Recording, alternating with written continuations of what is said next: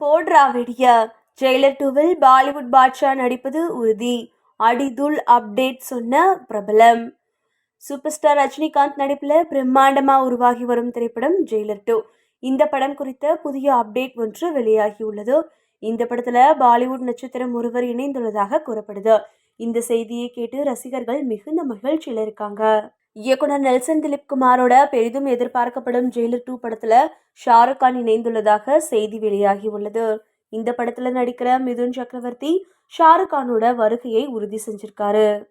ரஜினிகாந்த் படத்துல ஷாருக் கான் நடிப்பது ஒரு பெரிய சர்ப்ரைஸ். இது பேன் இந்தியா சினிமாவுக்கு ஒரு புதிய திசையை கொடுக்கும். இந்த படத்துல வில்லனா நடிக்கிற மிதுன் சமீபத்தில் அளித்த பேட்டியில் ஷாருக் கான் இந்த படத்தோட ஒரு பகுதியாக இருப்பதாகவும் இது நெல்சனோட சிறந்த காஸ்டிங் அப்படின்னு சொல்லியிருக்காரு. இந்த படத்துல ரஜினிகாந்த் முக்கிய கதாபாத்திரத்துல நடிக்கிறாரு. ஆனா ஷாருக் கானோட கதாபாத்திரம் எப்படி இருக்கும் என்பது தற்போதைக்கு சஸ்பென்ஸா இருக்கு. தகவல்களின்படி இது ஒரு சிறப்பு தோற்றமா இருந்தாலும் நெல்சனோட பாணியை பார்த்தால் இது மிகவும் ஸ்பெஷலானதா இருக்கலாம்.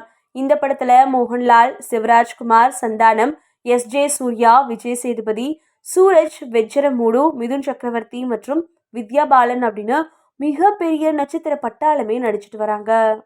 இதன் படப்பிடிப்பு தற்போது இறுதி கட்டத்தை எட்டிருக்கு.